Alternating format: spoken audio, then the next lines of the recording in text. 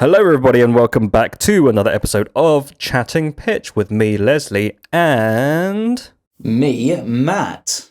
Thank you for coming back. What are we going to be talking about this episode, Leslie? oh well, don't jump into it straight away. How are you? Sorry. How are you? Far too eager. I'm doing very well, thank you.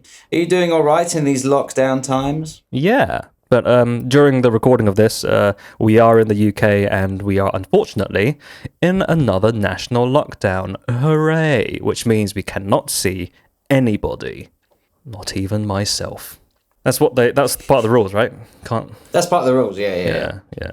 In certain places, no mirrors. You have to drink blood to survive. You can only go out at night. Bunch of strange rules now I think about it. So we've become zombies? Is that the law that you're describing? Werewolves. think it's zombies or werewolves. Yeah, or possibly the mummy. We've all become the mummy. Which mummy? The 1999 mummy or the 2017 mummy? I haven't seen the 2017 mummy, so I'm going to play it safe and go with old Sandhead. I'm going to assume it is 2017. I think that's when it came out. I could be wrong, so if anyone knows the exact date, I could just look it up, but I don't want to make too much noise on my clickety click keyboard. So you can be the 2017 mummy if he exists. I wouldn't waste my time with that movie. I'm sorry. I watched it once in the cinema. Who plays the mummy in the new one? I know Tom Cruise is in it, and that's about it. It's the lady who plays the woman who has the knife legs from Kingsman. Do you remember that? Do you remember Kingsman? The first Kingsman? Yeah, I remember that. Yeah. Do you remember the I'm lady looking it up, with the first thing that comes up is Kingsman, knife legs. Yeah. Yeah, the knife legs lady. I don't know the actress's name. Oh, she plays the mummy. Yeah, she plays the mummy. But you know what? I don't buy it. The mummy that I grew up with was Brendan Fraser and who else was in that? Rachel Weisz. Anyway, why are we talking about the mummy? And the guy with the giant sand head when he becomes that giant sand head thing. Yeah. That was great. Anux on a moon. You remember? He was good. That was a good movie. It was a good movie. Underrated. Very underrated and quite good for its time as well. I can't remember who directed it, but he did a very solid first movie. Second one, not so much. Third one, the worst. Yeah. Did you ever watch the third one? I saw the second one and I thought, this is where I get off. This is where I got off the mummy train. Tell you what, I did enjoy it when I watched it as a kid, because that came out when I was 11 or 12, and my judgment for films were completely skew-whiff back then. You couldn't take my word for nothing, which is a double negative, which means you can take it for something. Yeah, I liked it for what it was when I was a kid, but then looking back at it, I didn't realize how rubbish the movie actually was, and I didn't realize how bad the CGI was either back in the day. Is this the second one or the third one? The second one. The first one had decent CGI. Oh, I remember the first time I saw that giant mummy head made out of sand. Yeah, that was just mind blowing. You're like, that's real, mate. Is that how you? As you can tell, that's my favorite bit of the movie. That and Big Sandhead. Yeah, Big Sandhead. That's why you. Hey, what's that movie? Big Sandhead. Big Sandhead. Yeah.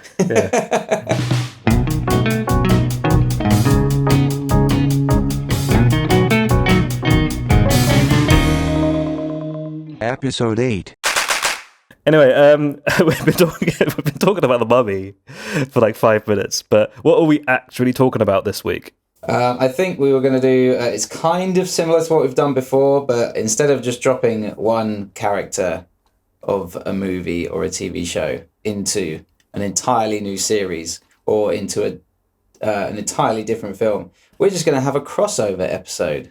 Oh. Now, I know we've had discussions about different ones. I was thinking Always Sunny in Philadelphia meets Friends, because I know they were sort of designed as sort of opposites of each other almost. Yeah. Like, we discussed this earlier, but it's kind of like how Jetsons meets the Flintstones, where except both Jetsons and Flintstones are supposed to be likable characters, but in this instance, the characters from Always Sunny are completely unlikable, and Friends debatable. You know, they're supposed to be likable.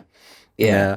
But these are both series that me and Matt have watched all the way through from beginning to end, and only very recently I finished watching Always Sunny in Philadelphia, and I can tell that after I'd finished watching it, Matt was ecstatic to be able to talk to somebody about it, because he probably doesn't know anyone else who's seen the whole show other than, you know, people in his family. Well, even that is that a true thing to say? Is that correct information? It's pretty much I talk at my wife about it, and she'll be like, okay. But now you have someone to. So she's seen it, but I didn't realize quite what my obsession had grown into. But yeah. But now you've got somebody to talk to about it, and it's probably taken a load off your shoulders. Oh, it has. But, I mean, it's, what is it, 14 seasons now? Yeah, I watched it all within a month, I believe. I mean, I used to think The Simpsons was the best sitcom on TV, but it's generally accepted that the first 8 seasons of The Simpsons are the good ones. Yeah. I tend to think it stretches to season 10. I don't know about you. I liked season 10. I think one of my favorite episodes is the first episode of season 10, which is Homer versus New York, right? Oh, yeah. Is it Homer versus the City of New York? I can't remember the actual title. Yeah, something like that, yeah. That. But there are some really good gags.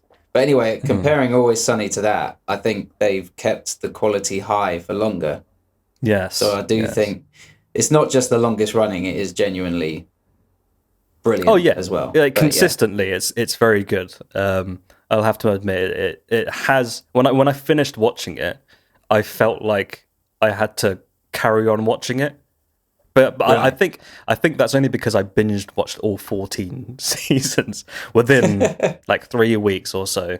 But it just made me wanting. It left me wanting more, and it's a shame that we are in a global pandemic at the moment, because I would love to see season 15, but they're unable to film anything right now, which is a bit of a shame.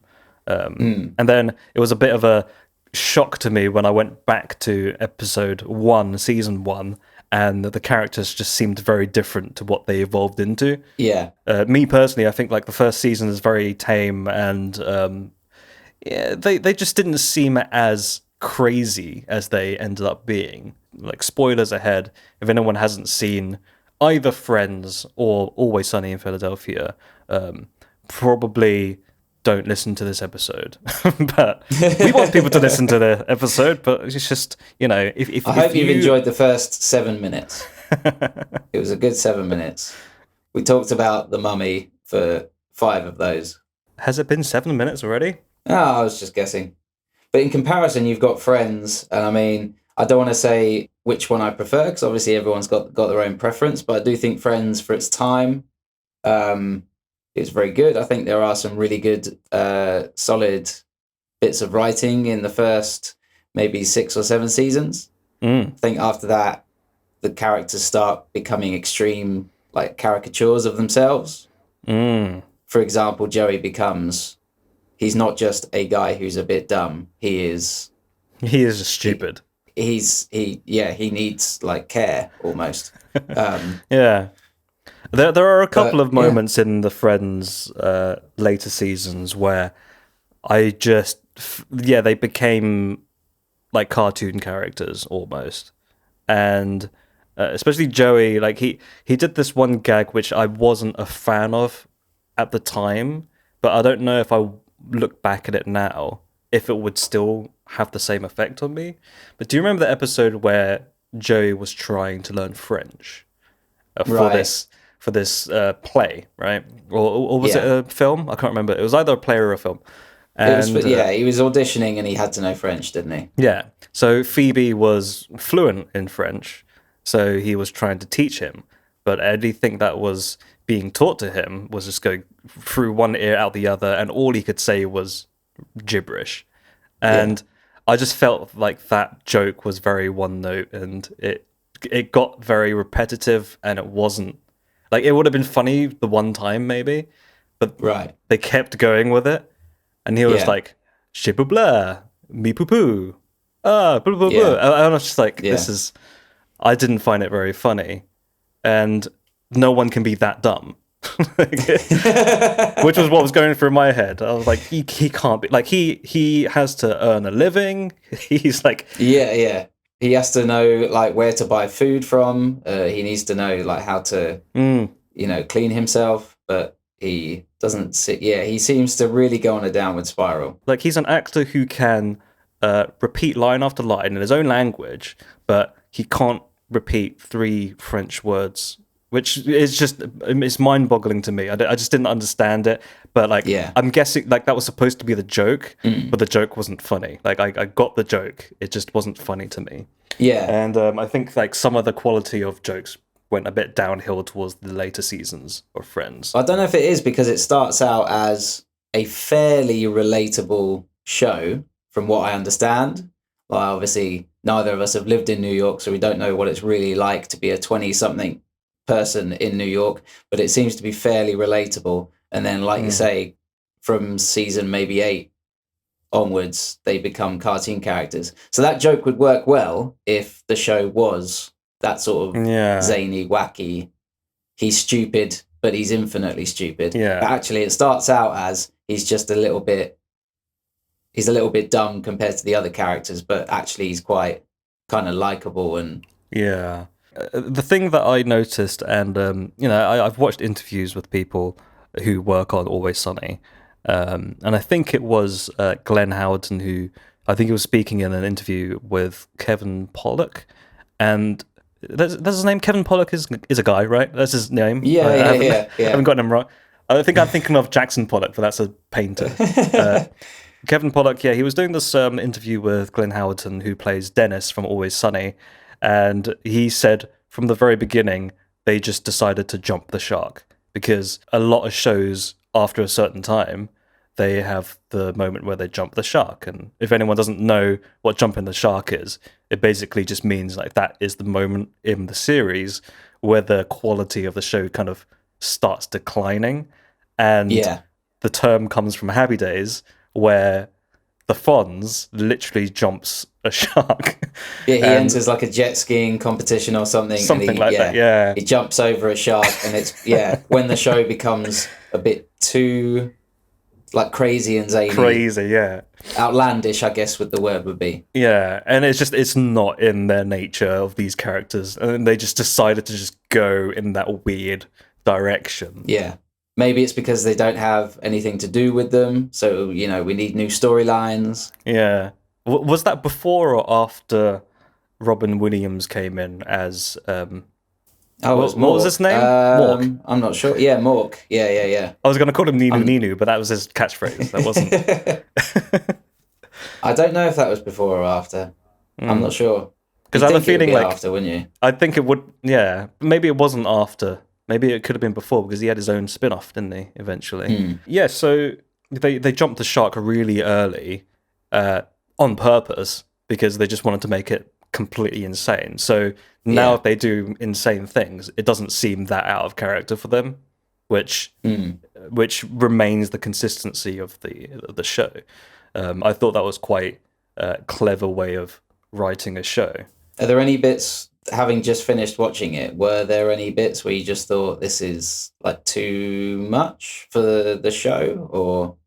We're talking about Always, right? Always Sunny. Yeah. We're talking about Friends. So I think there wasn't moments where it just felt like it was too crazy, but there was one season where I did feel like it was going in a bit of a different direction, and that was season 12. And oh, no, wait. I think it was season 13. But the only reason why that was the case... Wait, hang on. Maybe it was season 12. All these episodes are blurred into one for me because I watched it in such a fast frequency. But it was the one season where Glenn Howerton actually, or Dennis, had to leave. There was a season finale where he left and he wanted to start a family. And then that season after that, I think the beginning had Mindy Kaling come in. I believe it is season 13. because Right. Mindy Kaling comes in and she's supposed to be this new publicist or manager for the bar, for Paddy's bar. Yeah. Sorry, Paddy's pub. And that whole season felt like Dennis wasn't really there, but he was there. And that was the reason why that was the case, was because Glenn Howerton wasn't there to write his own character. It was Rob and Charlie who wrote the characters. Glenn Howerton only came in to act. And I think if I hadn't have known about that, I probably wouldn't have had a problem with that season. Right. But it was only because I knew about that. It felt like Dennis was there for the sake of being there. Does that make sense? Okay. So Glenn Howerton leaves the writer's room, leaves Charlie and leaves his mates Charlie and Rob and the other writers and producers sort of to it, and just sort of yeah. I get what you mean. That there are some points in that series where it's like it's good to have that character. Yeah, because if you look back at it, he's only in 6 episodes of the 10. Like there are 4 whole episodes where he's just not in it, and I think one episode that really made it feel like he really wasn't there was that one where they did it on the plane, right? And it was the woman's version of the drinking on the plane episode. Yeah, and there are funny moments in it, but because the whole gang wasn't there, it felt off to me. Okay. But I don't know if that was just me. You told me before that you quite liked that episode. Yeah, I'm quite a fan because it was almost sort of I think at the time when it came out, there was quite a few, I think mainly movies at the time that were coming out, and it was all female reboots of films that had been made maybe in the last 30, 40 years that had mainly male casts. Okay. Some of which, seem to be all female reboots for the right reasons, and maybe others that were perhaps not so much. So I quite liked the aspect of that episode where it was sort of mocking the idea of like, well, it's women, so it's better. Yeah. Well, I don't think I realized that came out at that time. Had I seen that episode around the same sort of time, I probably would have got that context. That makes a lot more sense now, because now when I'm looking back at it, well, initially I was kind of thinking, oh, this is a bit of a out of left field episode. It didn't feel like it gelled well with the rest of the episodes. But yeah, now that I think about it, wasn't that the same year as when Ghostbusters came out with all female cast? Yeah, I think possibly around that sort of time, yeah. But I do get your point that it's not just that episode, but there are a few episodes in that series that feel like, okay, now we've got the people who are available right now. And then if you and look then the back next at, episode, it's a different group of people that are available then. Yeah, there are moments where like they clearly wanted Dennis to be like still be in the storyline, and if you look back at the last episode of season 13, they keep referencing Dennis being in the float, but he never comes out. Like he's just in that the float that they're trying to convince Mac to go on. Okay. And he's just not in it. Right. He's just mentioned, and I think one of the episodes weren't on Netflix actually. Like one of them was banned for some reason. I think Dennis was in one of those episodes, so it felt like he was in it less for me. Okay. I'm aware that Always Sunny have a few episodes that are kind of haven't aged quite well, so they've been removed from all streaming services. So we won't talk about those episodes. But you could argue that for Friends as well. And I'm not saying that the jokes have aged poorly, so therefore Friends is rubbish, because then you couldn't produce anything for fear of what people would think in 20 years' time. But there are some jokes in episodes of Friends where you've got the laugh track, or if it's a live studio audience, and you think like now, okay, maybe.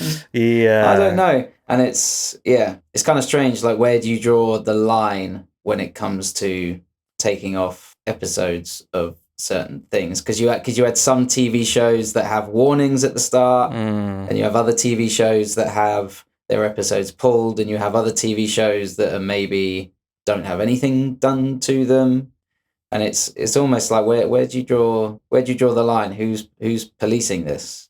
Yeah, well, the thing is, like, I always think like it makes sense to take something off if it is topical and relevant, and if it's really affecting people in everyday lives. Right. Whereas if it's something that is kind of a little bit vanilla, like just a bad taste in joke, but doesn't directly affect that many people, I think in that case it's arguably okay to keep it on streaming services or keep it on Okay. air.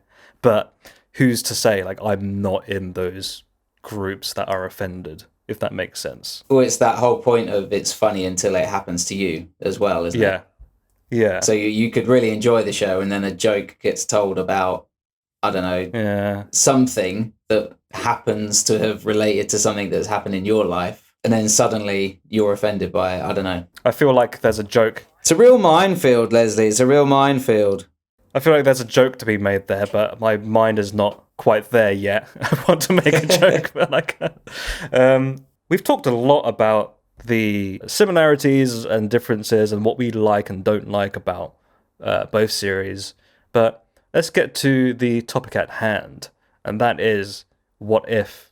I'm assuming this is what you're pitching. What would it be like if the characters from Friends would meet the characters from Always Sunny in Philadelphia?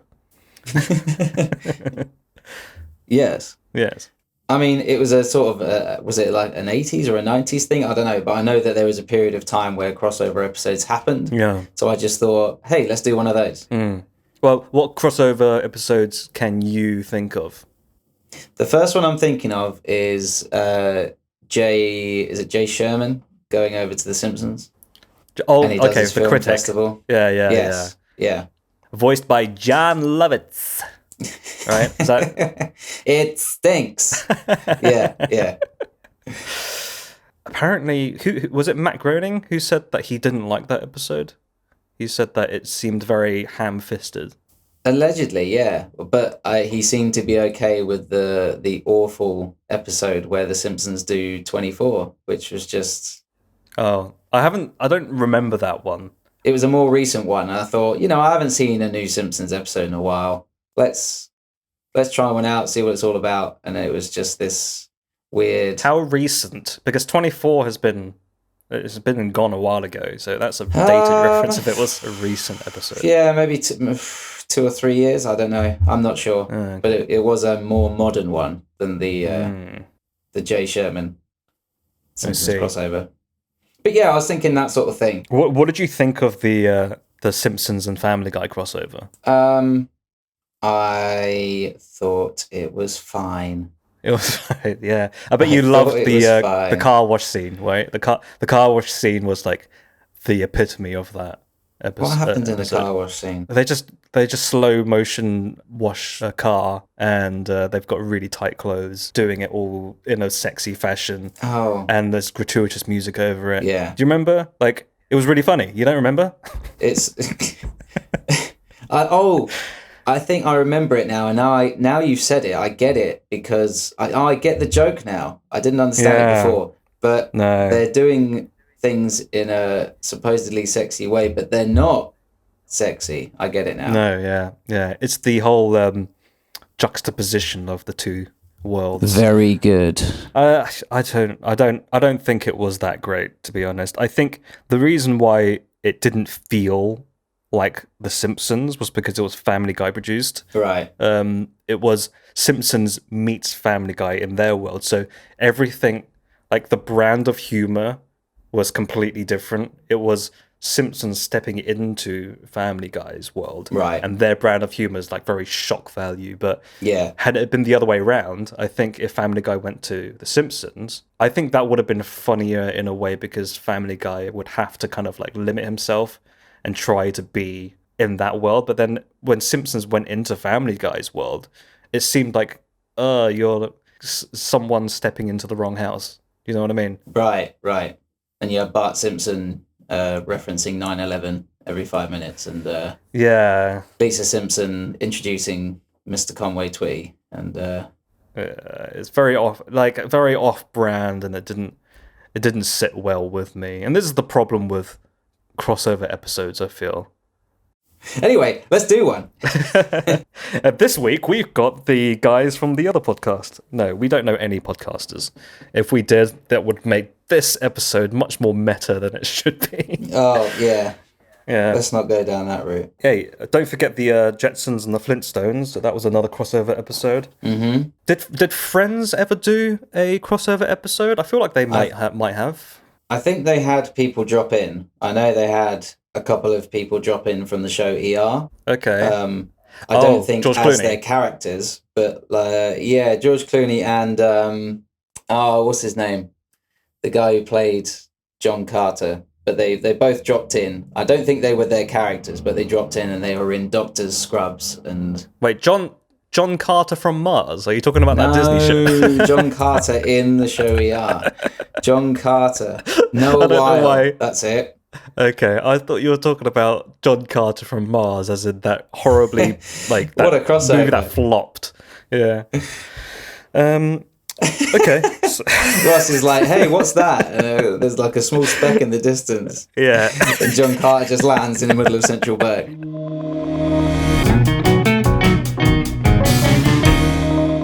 So the first thing we have to decide in this crossover episode, I think anyway, is it your sitcom story where all the characters are just in one room and they're all together interacting with one another? Or is it, I suppose, what you could say a more classical sort of structure where you have your A story with some characters and your B story with other characters? And they go off and do their own things.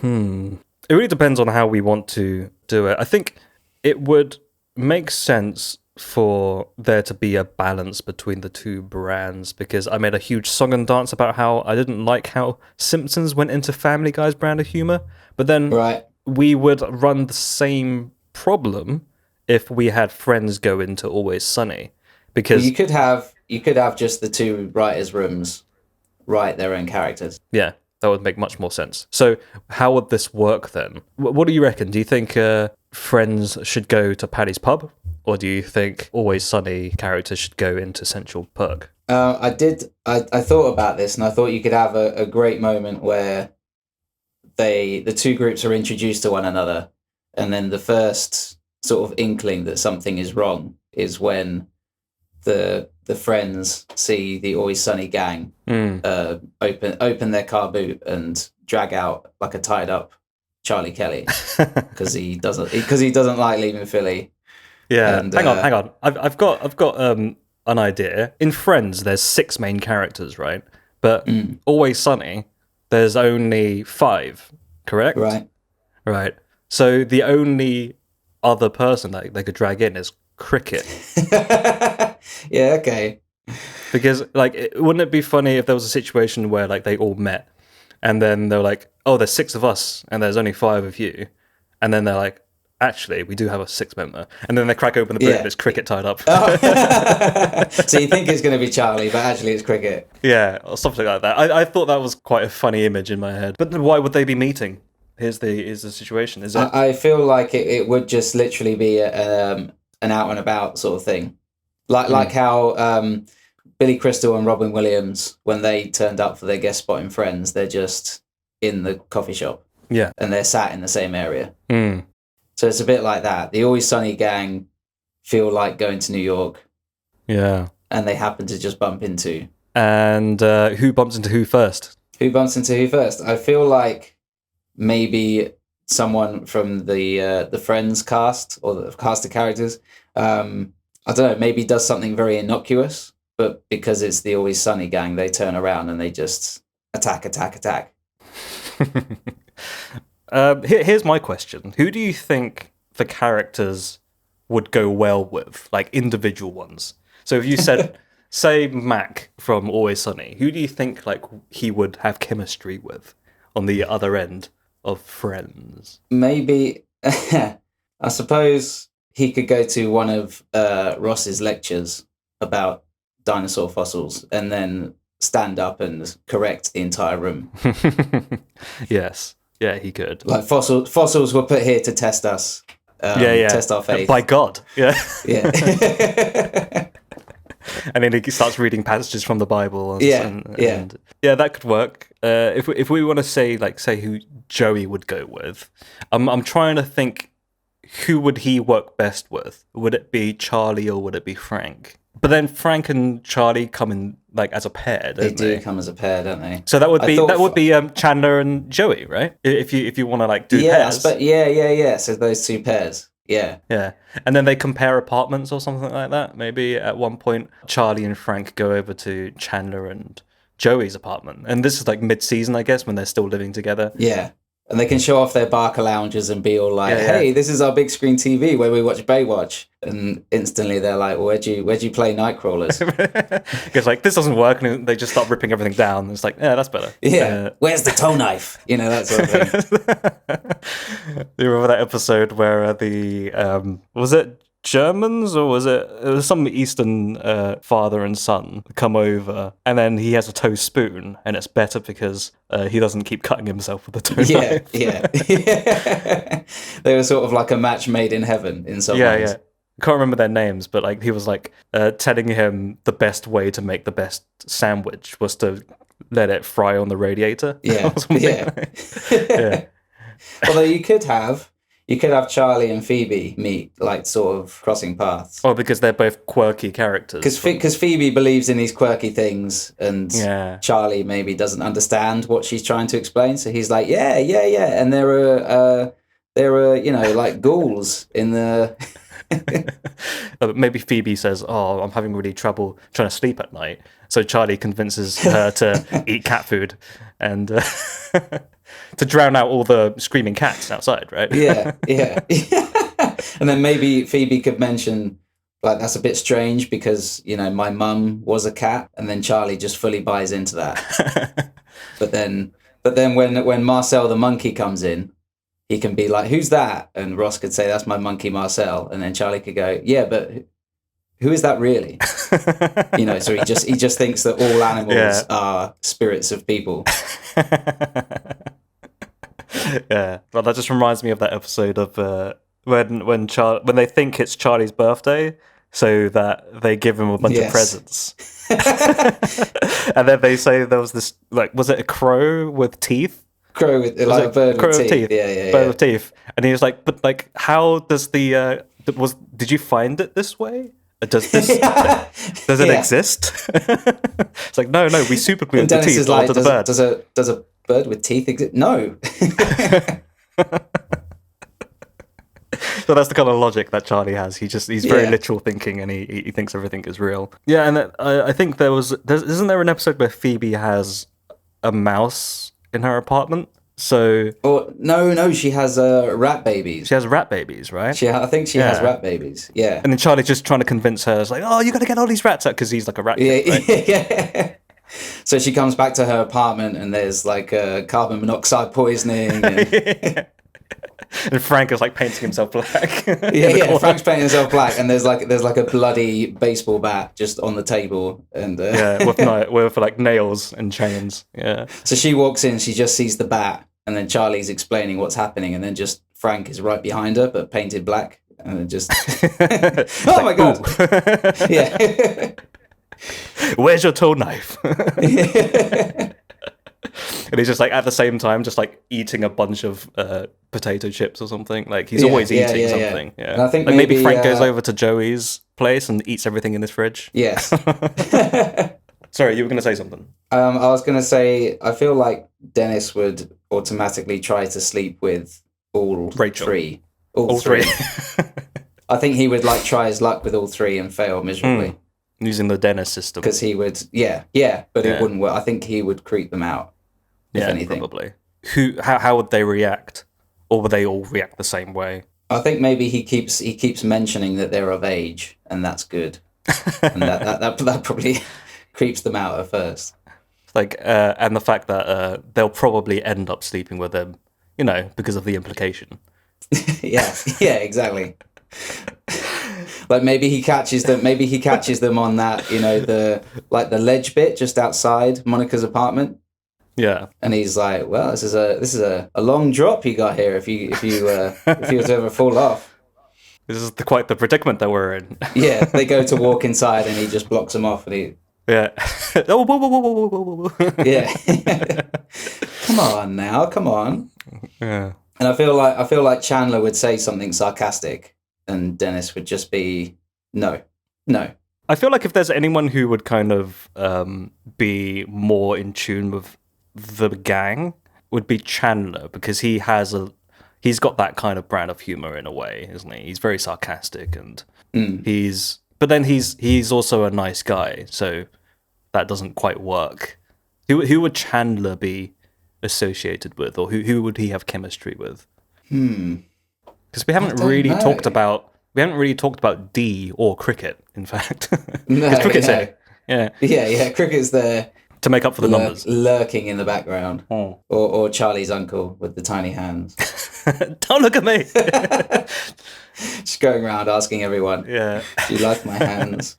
The thing is, we haven't really talked about D or Monica or Rachel. Well, I feel like Dee would attach to Joey straight away. Do you think so? She hears that he's an actor, and that sets her off. Like, yeah. I'm an actor too. Yeah. Like, let's do a bit, let's do a skit.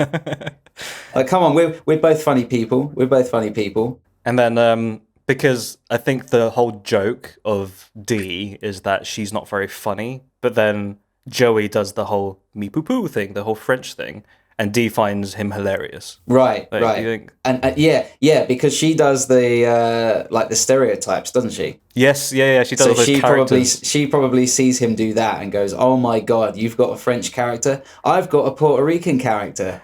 Let me just put my makeup on." And then she comes out later just Yeah. Monica, so she's a chef, so she cooks. Does anyone in Always Sunny cook? Mac cooks. well, there's the milks, the special mac and cheese. mac and cheese, or there's milk steak There's milk steak, yeah. But that and rum ham. rum ham. Yeah. I heard that milk steak isn't actually a thing. Is it a thing, or is it something they made up? I think it became a thing after, because if After you Always go Sunny. online, there are milk steak recipes. Yeah. But like I never heard of it when I was watching it. I was like, I couldn't tell if it was a real thing or if it was something they made up Right. for the show. Those are recipes that exist in Always Sunny, but I guess maybe Charlie and Frank goes up to Monica and tries to convince her to cook them the best rum ham and milk steak. Well, Or she like, maybe they go- starts doing the milk steak and it's wrong because it doesn't come with jelly beans. Yeah. But they really enjoy that pudding, that dessert that Rachel makes that's got like shepherd's pie and custard. Yeah. Yeah. They love that. Yeah. And maybe I guess at one point if they can't get the meal that they want, like, oh, she's not cooking it right, and then they just say, oh, this is rubbish, Cricket swoops in and just like takes everything and runs off. Right. Because he just eats anything, doesn't he? Yeah, he'll eat anything, yeah. He'll take a bag of lemons, he'll take anything you're offering. Yeah, I think they all work well with Monica, Charlie and Frank. Well, I feel like there's also that element of you could show that the Friends characters aren't maybe as good as they're presented, Right.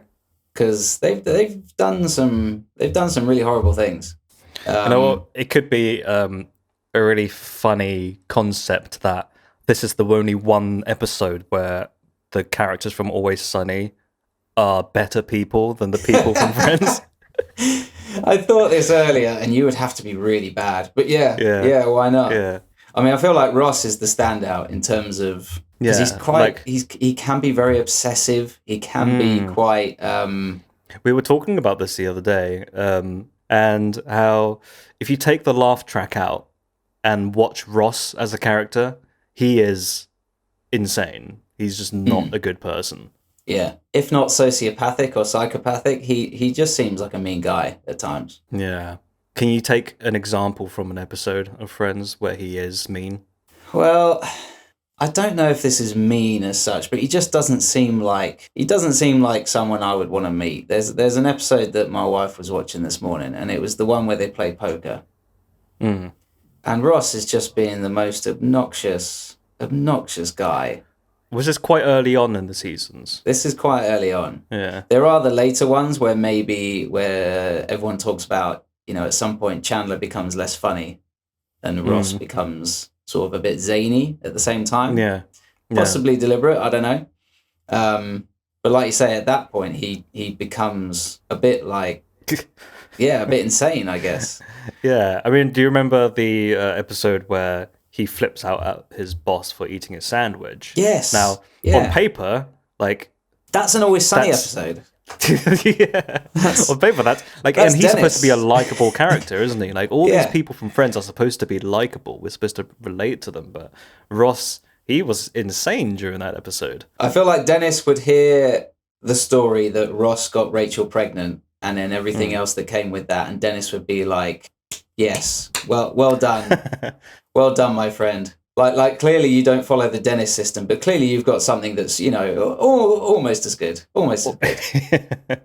Yeah. Yeah, I think it's a bit crazy that Ross did the whole, he was supposed to get an annulment, but then he just didn't tell Rachel so he could still be married to her secretly. Yeah, and with the laugh track, that's very like it's hilarious. But without the laugh track, that's sociopathic. That's cruel and manipulative. Yeah.